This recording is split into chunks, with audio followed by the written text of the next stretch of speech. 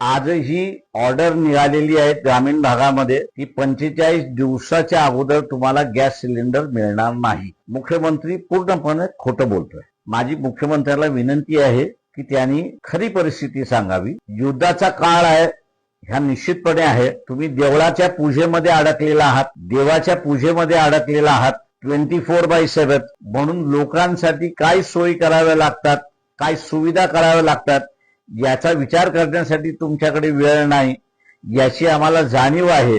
24 तासांमधले फक्त 3 तास जरी त्यांनी काढले असते आणि आखाती खाडीमध्ये काय चाललंय याचा असताना अंदाज जर घेतला असता तर कदाचित त्यांनी 3 महिन्याचा डिझेल, पेट्रोल, त्याच्यानंतर गॅस याचा स्टॉक केला असता आणि तो स्टॉक जर ठेवला असता तर आज जी परिस्थिती आहे ती परिस्थिती राहिली नसती.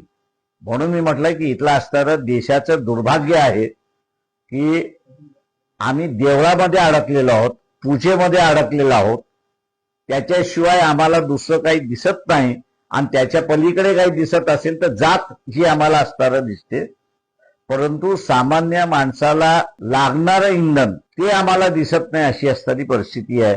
आणि म्हणून मुख्यमंत्र्यांना खोटं बोलण्याच्या पलीकडे दुसरं काही सुचत नाही, अशी परिस्थिती आहे.